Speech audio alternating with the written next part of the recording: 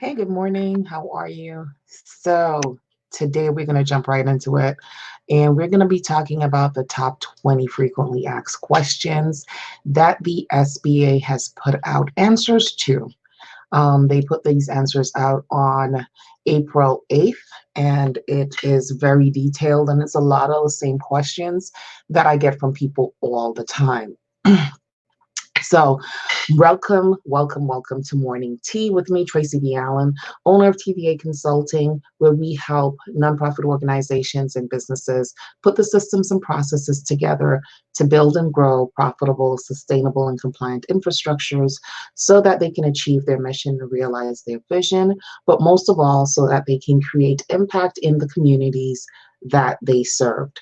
So, again, today's session is going to be called 20 of the most frequently asked questions about the PPP loan. And it's literally 20 questions. I am not going to read the answers in their entirety because I would be here all day. And I only want this to be 15 or 20 minutes long at the most. So I read the entire question and I will paraphrase the answers, but I will also link the document in the pin post below so that you can go back and you can look at it and take your time and peruse it at your will. So question number 1, in paragraph 3B, 3 of the PPP interim financial rule statement, that lenders must confirm the dollar amount of the average monthly payroll costs for the preceding calendar year by reviewing the payroll documents submitted back with the borrower's application. Does that require the lender to replicate every borrower's calculation? The short answer is no. Again, like I said yesterday, they are putting the earnest for honesty on you, the borrower. So if they really think that your numbers are completely skewed, that these numbers just don't look right, they can bring in a third party, a payroll, someone who's in payroll accounting, to look it over and see that there's accuracy with it. But really and truly, a lot of them are going to leave that up to you, the borrower, to give them the right information. And remember, if you don't give them the right information, there are going to be penalties applied. Question 2, are small business concerns, as defined by Section 3 of the Small Business Act, 15 USC 632, required to have 500 or fewer employees to be eligible borrowers in the PPP? The answer is no, and so here are the stipulations for organizations, for companies that have more than 500 employees. So it says small business concerns can be eligible borrowers if they have more than 500 employees, as long as they satisfy the existing statutory and regulatory definition of a small business concern under Section 3 of the Small Business Act, 15 USC 632. A business can qualify if they meet the SBA employment-based or revenue-based size standard corresponding to its primary industry. And that size standard can be found on sba.gov/size. Additionally, the business can qualify for Paycheck Protection Program as a small business concern if it meets both tests in the SBA alternative size standard as of March 27th, 2020. First thing, maximum tangible net worth of the business is not more than $15 million, like I stated yesterday. And number 2, the average net income of the after federal income taxes, excluding any carryover losses of the business for two full fiscal years before the date of the application, is not more than $5 million. So if you meet both those requirements, you can still be a small business, qualify as a small business, even if you have more than 500 employees. Does my business have to qualify as a small business concern, as defined in Section 3 of the Small Business Act 15 USC 632 in order to participate in the PPP?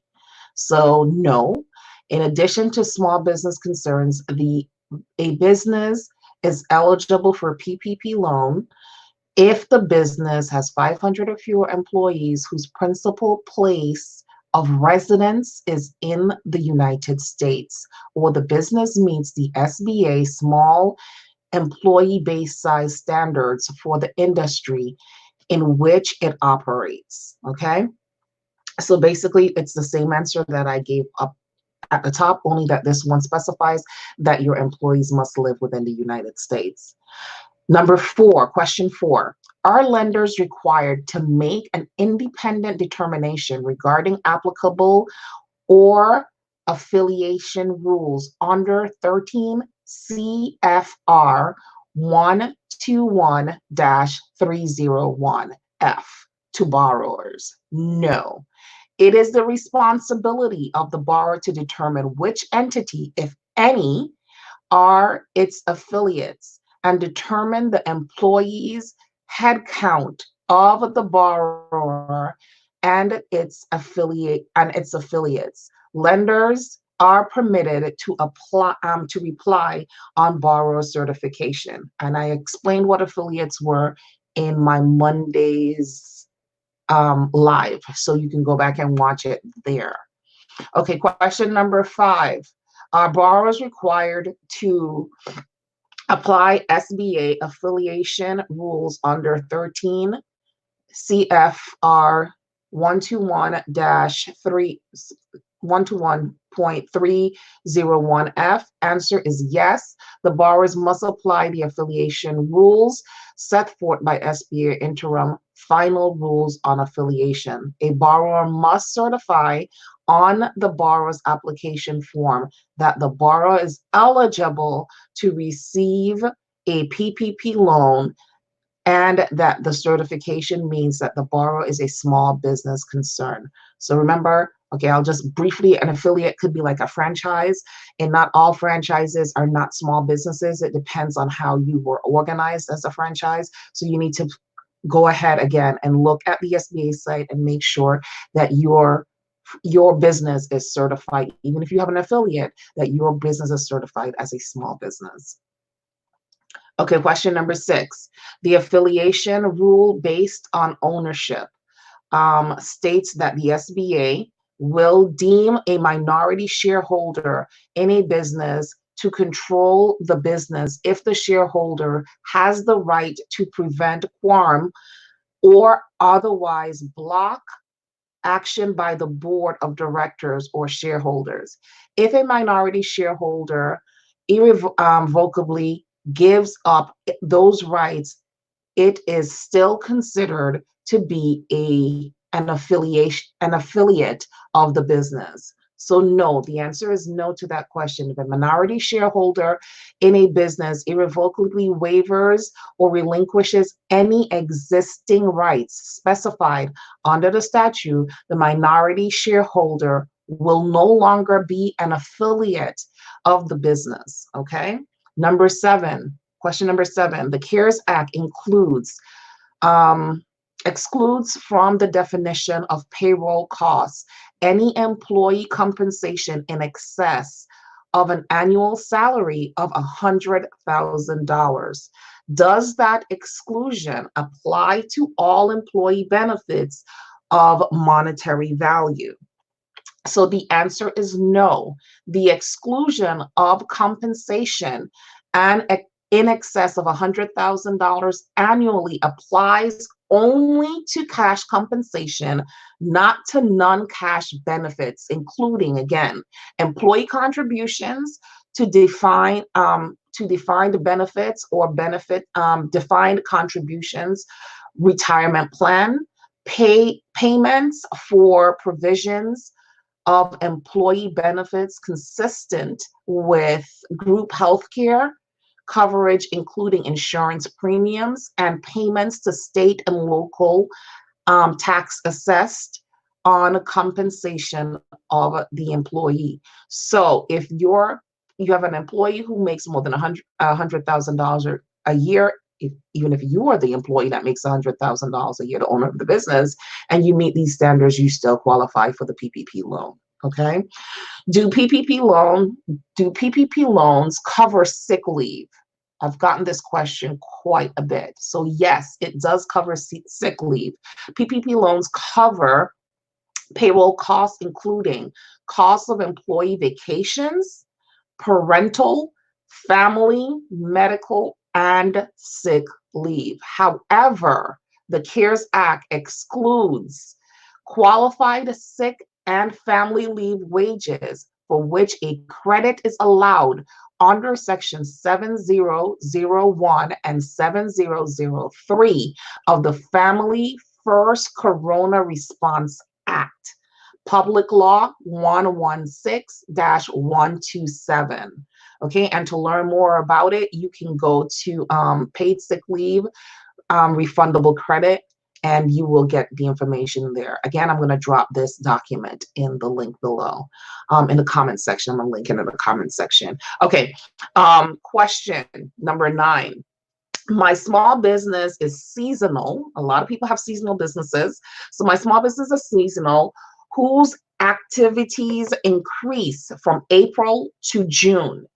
Considering activities from that period would be a more accurate reflection of my business operations. However, my small business was not fully ramped up on February 15th. Am I still eligible?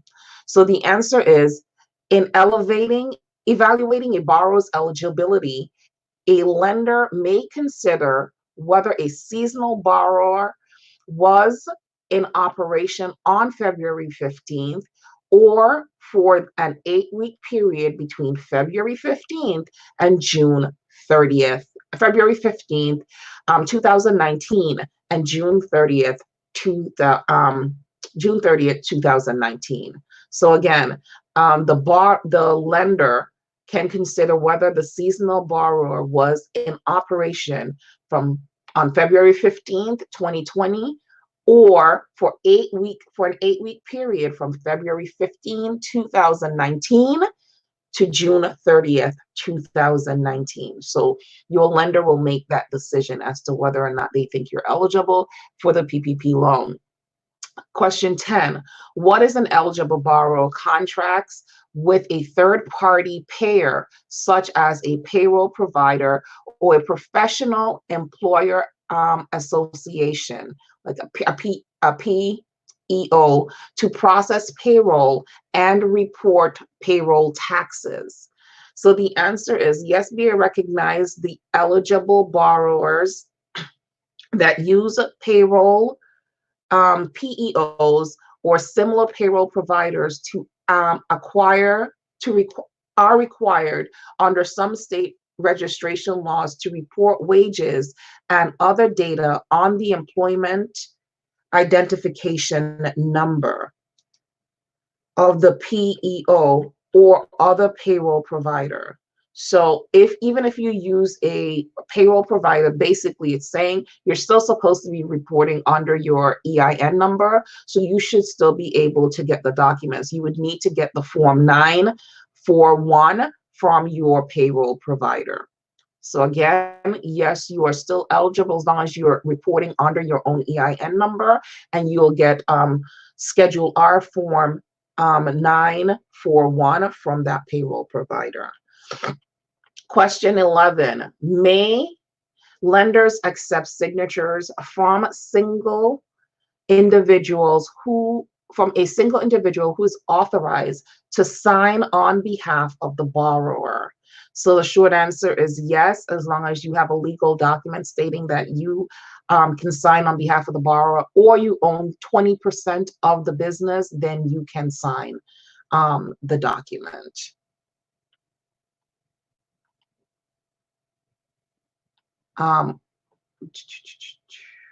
Okay, question number 12. I need to request a loan to support my small business operation in light of current economic uncertainty. However, I pled guilty to a federal crime a very long time ago. Am I still eligible for PPP? Yes, you are.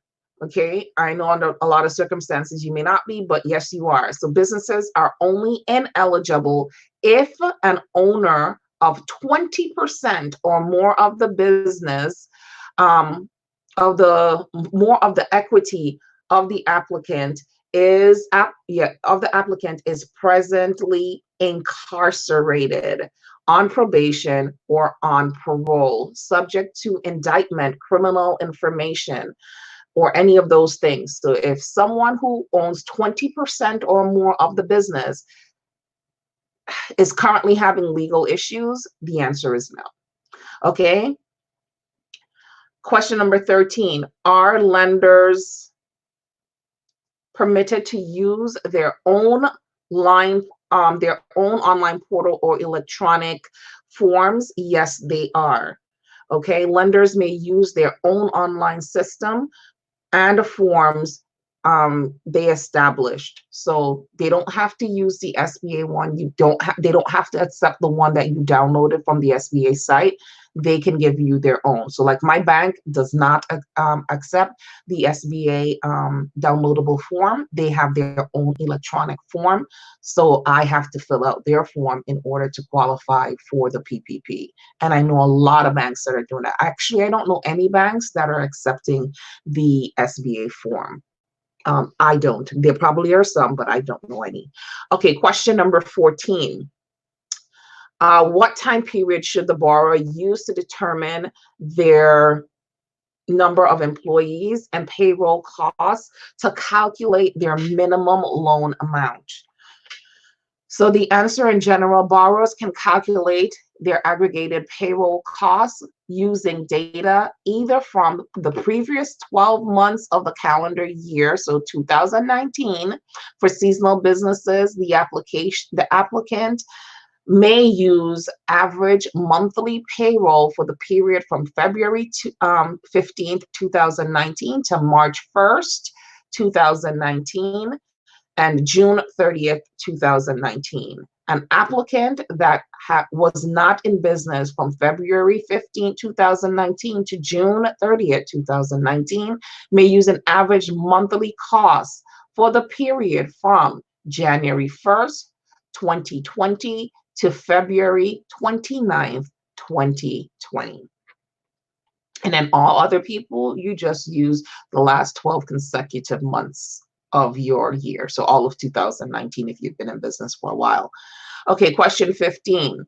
Should payments that an eligible borrower makes to an independent contractor or sole proprietor be included in calculations of eligible borrowers' payroll costs? No, you cannot put in costs that you pay to independent contractors because you don't pay taxes for those people. They pay their own taxes. So you cannot include them in your payroll cost.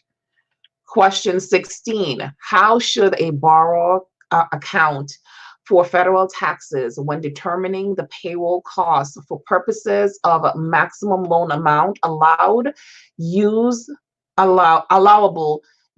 the payroll protection loan and the amount of a loan that may be forgiven under the act? So the answer is under the act, payroll costs are calculated on the gross basis without regards to and not including subtractions and additions based on the federal taxes imposed or withheld. So you cannot include federal taxes imposed or withheld as part of your payroll cost. It's double dipping. You're getting the money from the federal government. How are you now going to take that same money and give it back to them? And get it forgiven, doesn't make sense. So number 17, this is question 17. I filed or approved a loan application based on the version of the PPP interim final rules published on April 2nd, 2020. Do I need to take any action based on the updated guidelines of the question and answers on this form? No, borrowers and lenders may rely on the laws, rules, and guidelines available at the time of the relevant application. So if you've already put in your application, they're saying no, whatever the rules were on April 2nd still applies to that particular application. It doesn't apply to an application that is put in today because those rules have changed. Question 18, are PPP loans for existing customers considered new accounts by the FINCEN rule or the CDD purposes? Are lenders required to collect, certify, or verify beneficial ownership information in accordance with the rules requirements for existing customers? The answer is, if the PPP loan is being made to an existing customer and the necessary information was previously verified, you do not need to re-verify the information. So this is more for the lenders. So if you already bank with a bank and they already have all your information, they shouldn't be asking you for the same information already because they had to verify it before opening your account. So like when I went to open my bank account, I didn't even have to bring in any of my documents because it's all in the cloud. So they just went in. All I needed to provide them with is my EIN number, and from my EIN number they were able to search and find that I was a legal entity in the state of Connecticut and that I didn't have any existing outstanding taxes and all of that stuff. So all of that is already there, so you shouldn't have to provide any of those papers. I know if you go to a bank that you don't bank with, you may need to provide those documents. Okay, question 19, do lenders have to use a promissory note provided by the SBA, or may they use their own? So lenders may use their own promissory note or an SBA form of promissory note. Okay, so lenders can use their own or the one that the SBA provides. And the final question, and we made good time, yay, is number 20. Question, the amount of forgiveness of a PPP loan depends on the borrower's payroll costs over an 8-week period. And remember that your 8-week period starts the day that the bank actually gives you the money, not the day that you applied for it, but the day that the bank actually cuts you a check for the funds. Okay, so over an 8-week period, so let me start back over that question. The amount of forgiveness of a PPP loan depends on the borrower's payroll costs over an 8-week period.